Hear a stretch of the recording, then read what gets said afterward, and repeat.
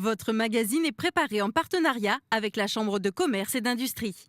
La route est longue, mais elle commence souvent au pied d'un massif avec une pelleteuse. En Nouvelle-Calédonie, une partie de notre minerai est exploitée par nos usines locales, mais une autre est exportée.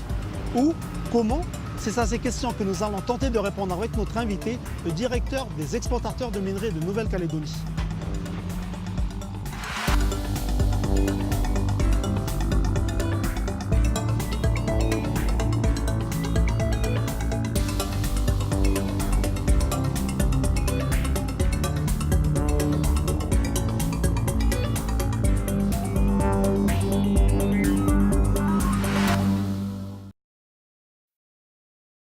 Bonjour, pour ce nouveau numéro de Au cœur de l'économie, nous nous trouvons aujourd'hui au cœur de la mine Vulcain, une des 7 mines exploitées par la société Montagna.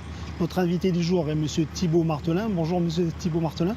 Bonjour. Alors, je rappelle à nos téléspectateurs que vous êtes le directeur du syndicat des exportateurs de minerais de la Nouvelle-Calédonie. Alors le thème de notre émission aujourd'hui, c'est donc l'exportation du nickel.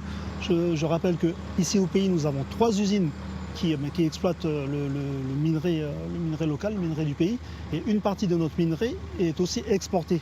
Alors, Monsieur Thibault Martelin, en quoi l'exportation de notre minerai est-elle complémentaire du travail qui est déjà effectué par les 3 usines ici au pays? Alors en fait, n'est dédié à l'exportation que le minerai qui ne peut pas être transformé localement, généralement pour des problèmes de teneur. Donc sont exportées les plus basses teneurs nickel, mais pas seulement, il y a aussi des caractéristiques physico-chimiques du minerai qui le rend impropre à la transformation locale. Et Monsieur Thibault Martelin, une basse teneur nickel, c'est quoi? Alors ça évolue dans le temps, bien évidemment. Il y a quelques années, c'était bien plus élevé qu'aujourd'hui. Aujourd'hui, une basse teneur nickel, ça va être du minerai inférieur à 1,9%. Okay. Et par rapport à cette teneur de nickel, ici au pays, quel minerai et quelle teneur est-elle exploitée par nos usines? Alors par nos usines... Qui est exportée, pardon. Alors pour les teneurs exportées, ça dépend des clients, puisqu'en fait, chaque usine a des exigences en termes de teneur nickel, de teneur en fer, de basicité ou de teneur en soufre. Ce qui fait que pour optimiser la valorisation de toute la gamme de minerais que l'on a sur nos mines, il est important que l'on puisse diversifier les débouchés afin de pouvoir valoriser à la fois les teneurs plus hautes vers nos usines locales, les teneurs plus faibles vers des clients traditionnels et les très basses teneurs généralement vers des pays low cost où les coûts de transformation sont bien plus faibles. Est-ce qu'on peut donner une moyenne de la teneur par exemple qui est exportée et puis la teneur aussi qu'on travaille ici au pays? Alors la teneur que l'on travaille, c'est celle qui est sur les mines. Donc on est tributaire après de la richesse des gisements. Localement, suivant le procédé de transformation du minerai, que ce soit si c'est pyrométallurgique, ce seront des teneurs, donc des minerais saprolithiques à teneur au-dessus de 2%. Si c'est un traitement par hydrométallurgie, comme à Vallée, alors là, les teneurs sont beaucoup plus faibles, mais il y a d'autres facteurs qui rentrent en compte. Tout à l'heure, M. Thibault Martelin, en arrivant sur le site, vous nous décriviez un petit peu ce qu'on pouvait voir. Là. Donc là, juste derrière, on voit des différentes couches. Vous pouvez nous dire un petit peu quel type de minerai on trouve? Alors on a d'abord une première partie qui est du décapage avec des terres végétales, de la cuirasse indurée, donc très riche en fer et très faible en nickel.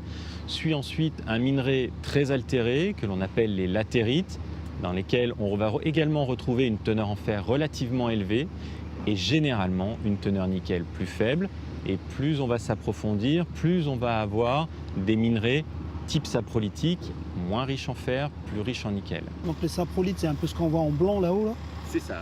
Qui se situe plus au fond des fosses, et sur le dessus, ce sont les latérites beaucoup plus rouges, okay. Un peu couleur rouille, puisqu'il y a beaucoup de fer. Monsieur Martelin, qui sont les acteurs de l'exportation, de l'export ici en Nouvelle-Calédonie? Alors aujourd'hui, il y a 5 exportateurs actifs qui sont la SLN en complément de sa transformation locale, puisque comme je vous l'ai dit, sur une mine, il y a du minerai haute teneur que l'on peut transformer localement, ce que fait la SLN très bien dans ses fours de Doniambo.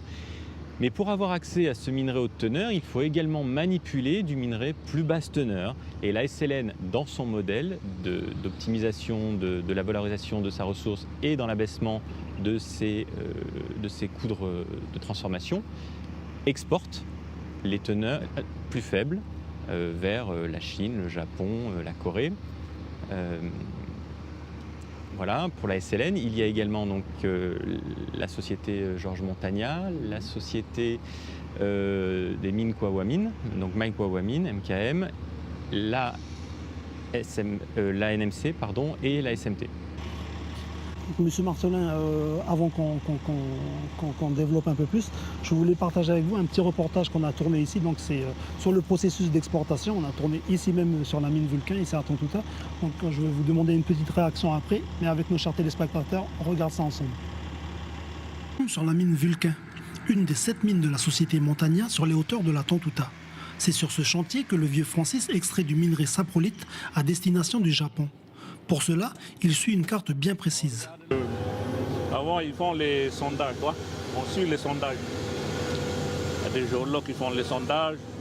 Et après, partout, ils font les cartes. Et puis là où nous on est, là, c'est déjà... il y a une carte pour travailler, quoi. Et c'est-à-dire qu'on suit un peu ça. Là, ça va faire 3 mois que je suis là, toi. C'est le 3e mois qu'on est là. Et une fois qu'on tombe dans les minerais, mais c'est facile à travailler, quoi. Moi, on a dégagé la terre, mais il y a des endroits, bon, les minerais, ils sont pas riches, il ne faut pas toucher, on laisse. Les volumes que Francis aura extraits vont d'abord passer au crible pour que les cailloux supérieurs à 10 cm soient séparés des parties fines qui, elles, seront exportées. Mais avant de partir en direction du WAF, des agents prélèvent des échantillons de chaque camion pour vérifier les caractéristiques du minerai, la teneur mais aussi l'humidité. En fait, on a 3 pelles dans chaque camion qui s'est pris à l'avant, au milieu, à l'arrière du camion pour que ce soit représentatif. Et du coup, elle fait un premier tri en fait. Elle sépare les fines des cailloux, comme ça les cailloux ça passe au concasseur et les fines ça va aller directement dans le second concasseur où il n'y a pas besoin de passer dans le premier puisque c'est les fines. Tout ça c'est séché, puis après c'est... Les 5 camions, il y a une prise d'humidité en fait. C'est des données après qu'on doit avoir, l'humidité du minerai. Pour charger un bateau, on doit avoir un certain seuil d'humidité, sinon le minerai n'est pas chargeable. Pendant que Nachi descend vers le bord de mer, les échantillons sont mis en condition pour être analysés au laboratoire. Donc là, nous avons les échantillons de fond qui ont été séchés dans les étuves. Et donc après séchage, ils passent dans les différents concasseurs. Après l'étape de la pulvérisation, on obtient la poudre qu'on envoie au laboratoire pour analyser. Connaître les caractéristiques du minerai est important à tous les niveaux de la chaîne d'exportation.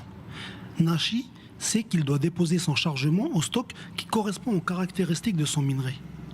Mais avant ça, il doit redescendre toute la vallée.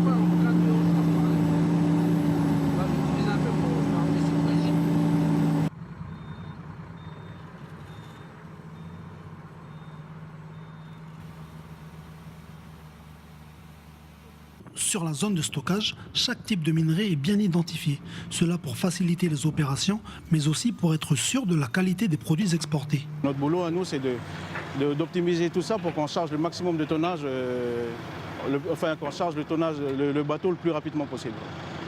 Tout en respectant la convention des chargeurs. On est régi par une convention des chargeurs minéraliers, donc on a 16 heures par jour, on ne dépasse pas 16 heures. Mais avant d'aller remplir les barges, le minerai de chaque dumper est encore une fois échantillonné.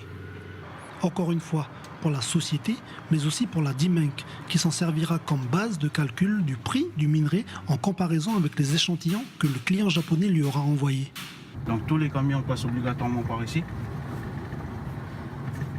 Et après, une fois qu'ils ont prélevé ici, là, on a des gamelles qui sont calibrées pour les prises.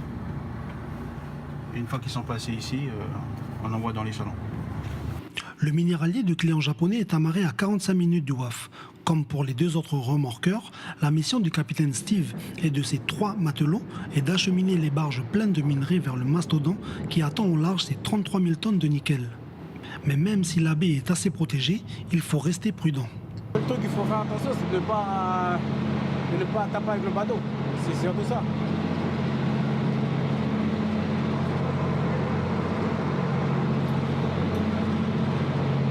C'est un peu bon.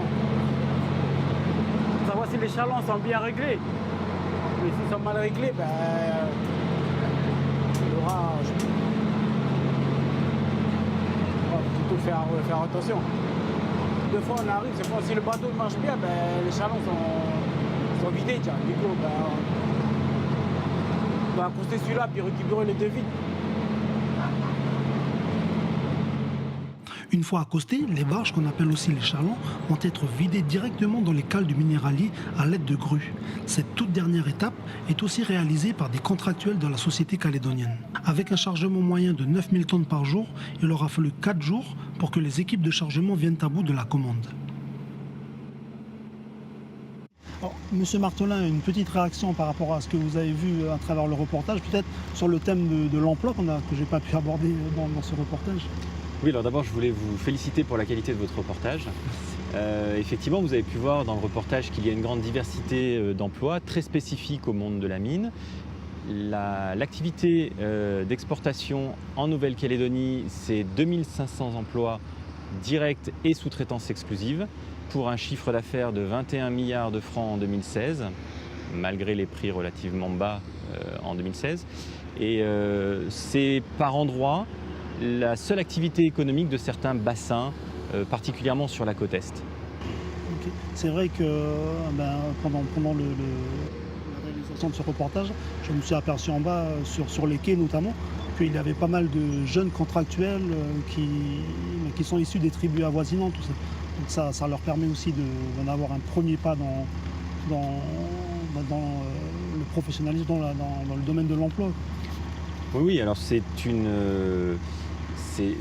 sont des emplois très localisés, donc effectivement, la grande majorité, pour ne pas dire la totalité des emplois sur mine, ce sont des personnes qui viennent des abords immédiats et ce sont des personnes que l'on va accompagner, que l'on va embaucher relativement jeunes, à qui l'on va dispenser une formation. On a un outil très performant et très novateur qui est le centre de formation des métiers de la mine sur Poro, qui nous permet de former nos jeunes au métier de péliste, au métier de technicien minier. Alors, Monsieur Martolin, il y a quelques années, la Nouvelle-Calédonie a perdu un gros client vers qui on exportait notre minerai, qui est l'Australie. Quelles conséquences ça a eu pour la profession ici au pays?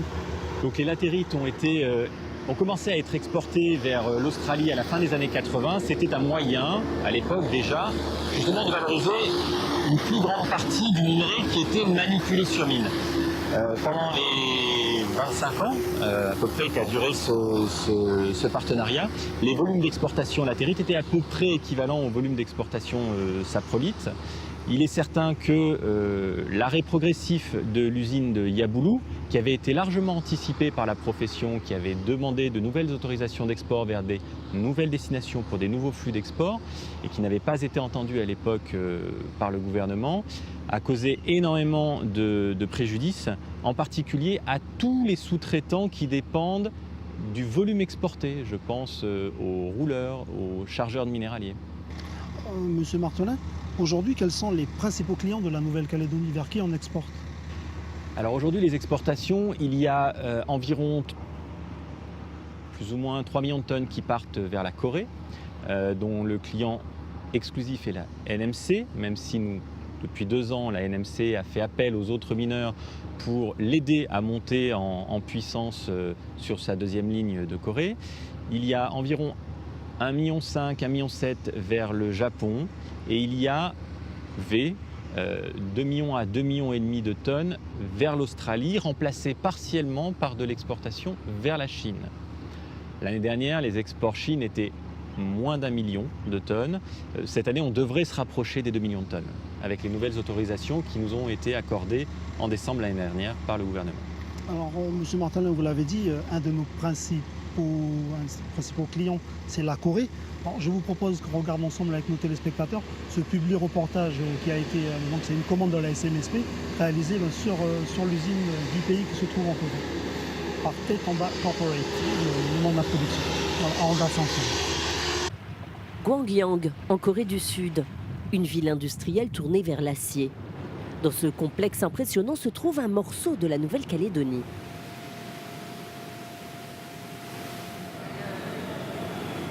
Ben voilà notre usine calédonienne en Corée du Sud qui produit notre ferro-nickel d'origine qui vient de chez nous.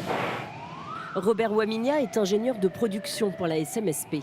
Depuis un an, cet ingénieur kanak fait partie des 270 salariés de cette usine. Il est ici pour superviser l'arrivée du minerai de nickel qui provient exclusivement de Nouvelle-Calédonie. Moi, c'est une fierté de voir ça, une très grande fierté de voir ça.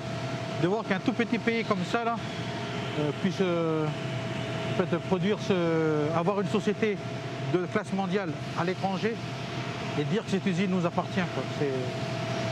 C'est rassurant pour l'avenir parce que ce sont des modèles, des outils qui vont nous permettre aussi de pouvoir être viables aussi économiquement.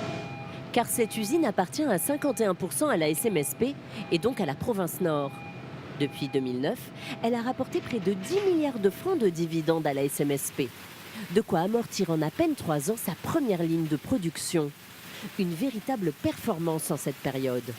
Malgré que ce soit la crise, mais c'est la seule usine que je connais qui dégage le profit. C'est une conquête. Nous sommes installés chez eux. On n'a pas de nuisance industrielle, mais on touche les revenus qui est dégagé par l'industrie de nickel. Si la SMSP a choisi de construire cette usine en Corée, c'est pour y traiter du minerai dont la teneur n'est pas suffisante pour être transformé en Nouvelle-Calédonie, car les coûts de production y sont trop élevés. Mais en Corée, sur ce complexe industriel qui appartient au géant de l'acier inoxydable POSCO, les infrastructures existent déjà. L'usine calédonienne peut donc en bénéficier. La SMSP, filiale de la province Nord, a donc proposé à POSCO de monter cette usine ensemble. L'avantage de ce modèle, c'est que pour une fois, ce qu'on ne peut pas transformer ici, on l'exporte dans une usine qui nous appartient, un investissement à l'étranger. Et en plus de ça, puisque ça va marcher et que ça marche déjà, on ramène ici 51% du dividende résultant de la transformation de notre propre minerai. Mais cette usine ne rapporte pas que des dividendes. Elle crée aussi des emplois sur le caillou. Direction Kawa en Nouvelle-Calédonie. Ici, en 3 ans, la production de minerai brut a pratiquement doublé. Tout le minerai qui est produit ici sur le site de Kajitra, il est destiné à notre usine calédonienne de Gwangyang en Corée du Sud. L'année dernière, en 2016, le centre a produit et fourni à peu près 550 000 tonnes de minerai brut à notre usine de Corée, ce qui représente à peu près 20% des besoins de l'usine.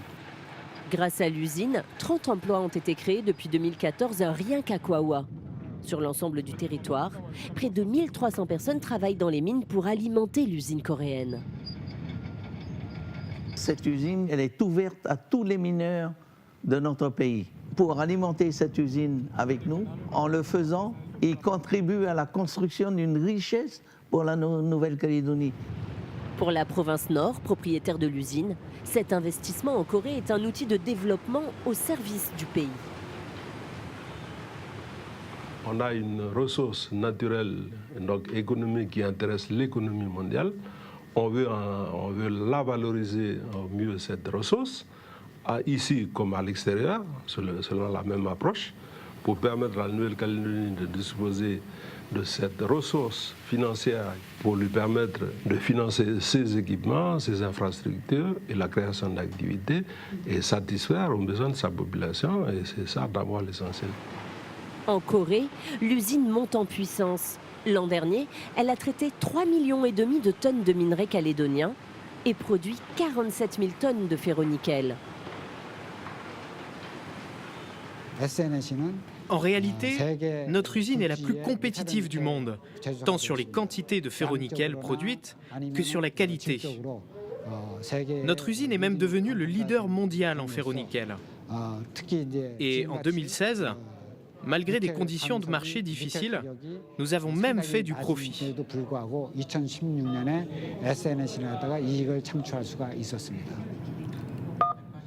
L'usine de Corée devrait atteindre en 2018 le cap des 54 000 tonnes de ferronickel produites.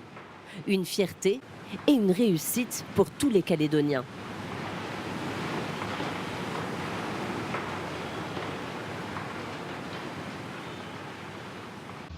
Alors, de retour ici sur la mine Vulcain à Tontouta avec notre invité, M. Thibaut Martelin. Alors, je vous rappelle qu'on a déjà pu parler des différents types de minerais qui étaient exportés. On a aussi abordé le thème des qui sont nos clients, vers qui on exporte notre minerai. Et maintenant, le prochain thème, c'est quel avenir pour nos exportations. Mais avant ça, peut-être, M. Martelin, une réaction par rapport à ce que vous avez vu dans le reportage qu'on a diffusé. Oui, alors l'arrivée de la Corée sur le marché des exports a été une très bonne chose pour le modèle export calédonien, puisqu'il a permis de dynamiser les relations qu'on n'avait pu avoir avec nos clients traditionnels. Donc il est toujours bon d'avoir une compétition entre clients, hein, ça permet de rediscuter les prix, de rediscuter des conditions de vente. J'attire simplement votre attention sur une remarque qui a été formulée dans le reportage, c'est de dire que cette usine est faite pour tous les minerais calédoniens. Comme je vous l'ai expliqué précédemment, une usine a des exigences très précises sur la qualité de minerai et la teneur, les différentes teneurs qu'il y a dans le minerai. Multiplier les débouchés, c'est également élargir la gamme des minerais que l'on peut valoriser.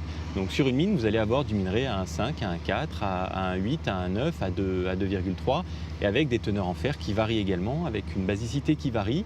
Et le fait d'avoir plusieurs débouchés permet de valoriser une plus grande partie de la ressource, et donc permet d'améliorer la rentabilité de l'usine, de maximiser la valorisation du gisement et donc d'optimiser également le retour pays.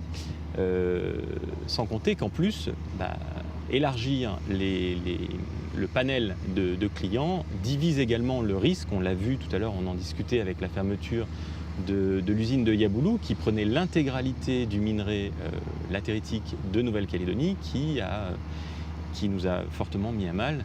Donc la diversité des débouchés, la diversité des modèles d'exportation permet de diviser les risques. Alors, est-ce que la Corée a un statut de privilégié, justement, en client privilégié pour le pays? Alors, vis-à-vis de NMC, oui, puisque la Corée doit s'approvisionner intégralement auprès de NMC. L'usine a d'ailleurs été dimensionnée pour les capacités de production de NMC.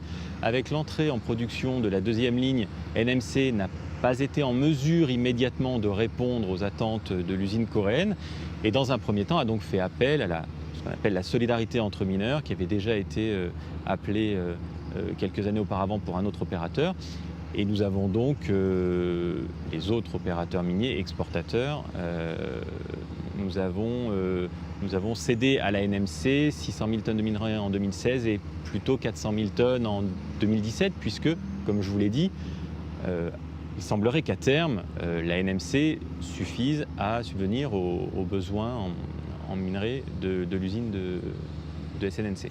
Pour un exemple, est-ce qu'ici, par exemple, ici on est à Vulcain, est-ce qu'on a du minerai d'ici qui a été exporté vers la Corée? Alors il faudrait le demander effectivement à la société Georges Montagna, mais oui, l'année dernière, il y a un bateau qui est parti pour la Corée, il y en a deux qui sont partis également des mines Balande, il y en a un de la société MKM, il y en a plusieurs également de la SLN. Okay. C'est vrai que vous travaillez pour la société Balande. Oui. Alors, Monsieur Martelin, la Calédonie pourrait-elle exporter vers d'autres clients que nos clients actuels? Alors, nous sommes très attentifs à l'évolution du marché qui est en pleine mutation. Et il est certain aujourd'hui que la survie du modèle économique basé sur le nickel en Nouvelle-Calédonie repose sur l'aptitude de ces opérateurs à s'adapter à ce nouveau marché. Donc nous sommes constamment en recherche de nouveaux clients qui nous permettraient une meilleure valorisation ou de nouveaux modèles de valorisation. On a vu que le modèle SNNC était un nouveau modèle de valorisation du client, du minerai. Alors voilà, le retour pays ne peut pas se juger qu'en retour financier. Il y a également l'impact environnemental, l'impact social, il y a plein de choses. Mais nous sommes constamment en recherche de nouveaux modèles. Vous nous disiez tout à l'heure, vous nous rappelez qu'on avait perdu un gros client à travers l'Australie, Kuenai. On a aussi l'activité des Philippines et puis l'Indonésie aussi qui a repris son exploitation depuis peu. Comment ça a impacté la profession ici au pays? Alors il y a quelque chose d'assez étonnant. La Nouvelle-Calédonie possède pratiquement les plus importantes réserves minières pour le nickel.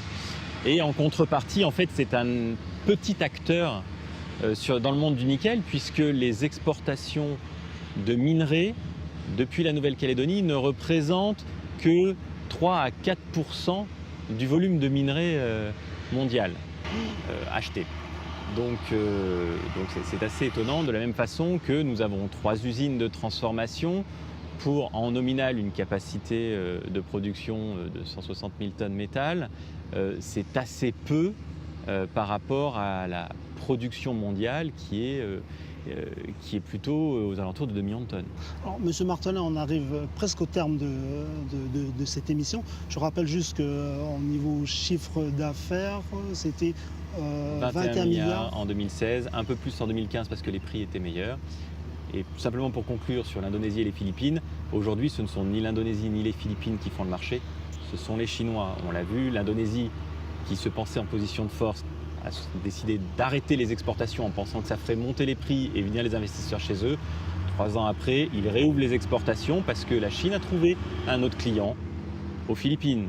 Si les Philippines faisaient de même, la Chine trouverait au Guatemala, en Papouasie-Nouvelle-Guinée, au Salomon. Voilà. Les acteurs aujourd'hui, ceux qui font le marché aujourd'hui, ce sont essentiellement les Chinois. Alors Monsieur Martellin, on va terminer sur ces mots. Je vous remercie d'avoir accepté notre invitation, d'avoir partagé toutes ces informations avec les téléspectateurs du pays. Dans la poussière, dans le bruit de la mine. Mais voilà, c'est le concept de l'émission. On est vraiment au cœur aujourd'hui de la mine Vulcain et du thème des exportations de minerais. Merci à vous pour l'invitation et pour la qualité de vos émissions. Merci. Quant à nous, on se retrouve bientôt sur Calédonia.